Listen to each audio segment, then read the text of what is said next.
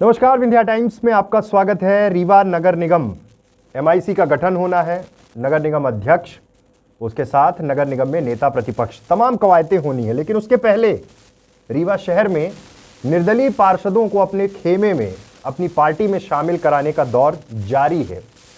पिछले दिनों बीजेपी ने 6 लोगों को शामिल कराया था, फिर एक सदस्य और शामिल हुए। तमाम कवायतें चल रही हैं। लेकिन आज रीवा नगर निगम के वार्ड क्रमांक 42 से निर्दलीय पार्षद, 3 बार के पार्षद हैं, गुलाम अहमद मुन्ना, कांग्रेस पार्टी की सदस्यता ली। कांग्रेस के वरिष्ठ नेता, मध्य प्रदेश कांग्रेस कमेटी के प्रवक्ता इंजीनियर राजेंद्र शर्मा के हाथों ये सदस्यता हुई। जिला कांग्रेस कमेटी के कार्यकारी अध्यक्ष राकेश तिवारी थे, महापौर अजय मिश्रा बाबा, तमाम कांग्रेस के पार्षद, पदाधिकारी और कार्यकर्ता, वरिष्ठ कांग्रेस नेता, ये सब शिल्पी प्लाजा स्थित कार्यालय में थे। वहाँ पर ये सदस्यता हुई और बताया गया कि कांग्रेस की विचारधारा उनके अंदर पहले ही थी, भले वो निर्दलीय थे, और अब वो विधिवत परिवर्तन की बयार के साथ कांग्रेस में आ गए हैं। और उन्होंने कहा 2023 में मध्य प्रदेश में कांग्रेस की सरकार बनने जा रही है। लेकिन निगम की जो ये खींचतान है, ये बहुत सारे इंडिकेशन दे रही है। अपने अपने पार्टी में निर्दलीय प्रत्याशियों को, निर्दलीय जो पार्षद हैं, उन्हें शामिल कराने की कवायद जारी है। आइए सबसे पहले आपको सुनाते हैं इंजीनियर राजेंद्र शर्मा का बयान, जिन्होंने आज ये जब सदस्यता हुई, कांग्रेस पार्टी की सदस्यता दिलाई निर्दलीय पार्षद को, तो उन्होंने क्या कहा। देखिए, कांग्रेस पार्टी में जिस दिन निर्वाचन संपन्न हुआ था, रिजल्ट आया था, उस दिन कांग्रेस के 16 पार्षद निर्वाचित थे। उसके बाद हमारे 2 पार्षद और आज शामिल हो चुके। शहफूज भाई उस दिन शामिल हुए थे राहुल भैया के द्वारा। आज हमारे मुन्ना भाई हमारे बीच में आए हैं और ये वार्ड 42 से लगातार 3 बार पार्षद रहे। ये इनका स्वागत है कांग्रेस पार्टी में। ये हमेशा से कांग्रेस विचारधारा के रहे हैं और कांग्रेस का समर्थन करते रहे हैं, पर चूँकि कई बार पार्टी टिकट जिनको देती है और कुछ को नहीं दे पाती हैं, ये हमेशा ही कांग्रेस के व्यक्ति। और आज इनका कांग्रेस के परिवार में हम लोगों ने यहाँ स्वागत किया, अभिनंदन किया। 18 की संख्या है हमारी। बहुत सारे भी और लोग हैं जो भी कांग्रेस में आना चाहते हैं और वो लोग भी आएंगे। भारतीय जनता पार्टी में भी कुछ निर्दलीय पार्षद गए हैं दबाव में। हम लोगों ने किसी को दबाव, छल, धन, बल का प्रयोग कांग्रेस नहीं करती। कांग्रेस महात्मा गांधी की पार्टी है, अहिंसा के रास्ते पे चलती है। हम इस किस्म के हथकंडों को नहीं अपनाते। जो सहर्ष हमें अपनाना चाहते हैं उनका स्वागत है और अभी ये सिलसिला चलता रहेगा। ये जो पार्षद शामिल हैं वो अपनी स्वयं से आए? हाँ, सब अपनी स्वेच्छा से आए हैं। हमारे देखिए, हम कार्यालय में बैठे हैं, ये आए और सदस्यता ले रहे हैं। एक जन आए, एक का स्वागत है, 2 आएंगे तो 2 का स्वागत है। वहीं नगर निगम की कार्यप्रणाली को लेकर भी अभी से चर्चाएं शुरू हो गई हैं। निर्दलीय पार्षद कांग्रेस में शामिल हुए, उनका बयान आपको सुनाते हैं और उसके बाद महापौर अजय मिश्रा बाबा ने क्या कुछ कहा। जो खींचतान चल रही है निगम को लेकर, परिषद को लेकर, एमआईसी को लेकर, नेता प्रतिपक्ष और नगर निगम अध्यक्ष को लेकर, तमाम मुद्दों पर अपनी बात रखी। आइए आपको सुनाते हैं दोनों बयान। वार्ड नंबर 42 का मैं निर्दलीय पार्षद हूँ और लगातार 42 की जनता ने मुझे न्यायपूर्वक लगातार तीसरी बार पार्षद बनाया है।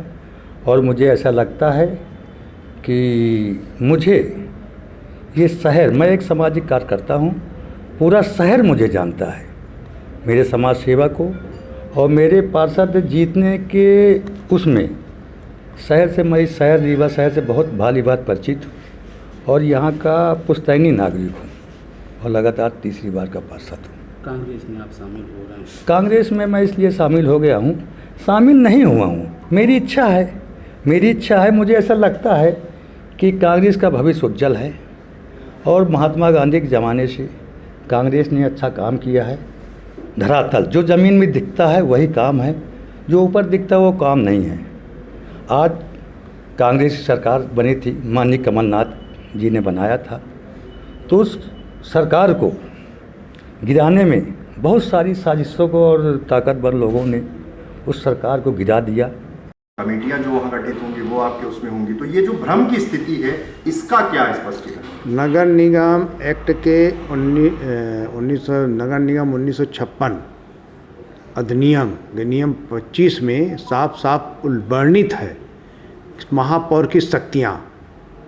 महापौर की पूरी शक्तियाँ प्रशासनिक होती हैं, पूरा दखल अंदाजी महापौर का रहेगा। वित्तीय पावर जो है वो 40 लाख तक का कमिश्नर का है, 2 करोड़ तक मेयर, अब 5 करोड़ का मेयरिंग काउंसिल। जो योजना है, जैसे जल की योजना हो गई, सीवरेज हो गई, सॉलिड वेस्ट मैनेजमेंट हो गया, ये सब MIC के पास रहेगा। तो जो भी शक्तियां हैं वो सारी MIC के पास रहेंगी।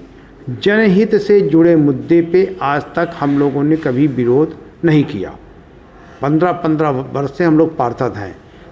तो परिषद में अगर जनहित का रीवा के 45 वार्ड का कोई मुद्दा जाएगा तो अब वैसे स्थिति आने वाली नहीं है, क्योंकि 5 करोड़ तक का पावर MIC को है।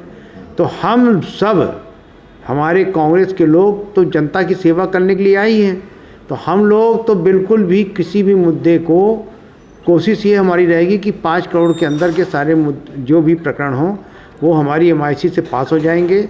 और 2 करोड़ तक का मेयर को पावर है वो मैं खुद ही कर दूंगा। तो इनके पास कोई भी ऐसे प्रकरण नहीं जाएंगे जो MIC के लिए उपयुक्त हों। MIC 2 महीने 3 महीने में एक बार बुलाने का प्रावधान है, तो वो कोरम पूरा किया जाएगा। बाकी जनहित से जुड़े जो मुद्दे होंगे, जिसको लगेगा कि इस प्रोजेक्ट से निगम को फ़ायदा है, वो MIC में जाएगा, उस पर बाकायदे चर्चा होगी। हमारी तरफ से विरोध नहीं होगा।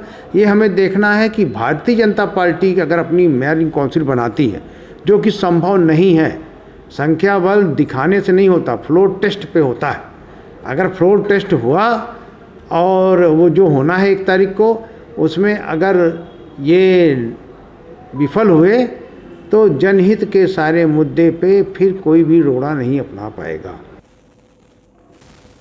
एक बात तो साफ हो गई है कि रीवा नगर निगम में अगले 1 साल बहुत सारा रोमांच देखने को मिलेगा। बहुत दिलचस्प होगा ये कार्यकाल, क्योंकि लंबे समय से भारतीय जनता पार्टी रही, अब कांग्रेस को मौका मिला है। 2023 में मध्य प्रदेश में विधानसभा चुनाव है और विधानसभा चुनाव के ठीक पहले रीवा नगर निगम किस तरह से चलता है, इस पर सबकी नजर होगी।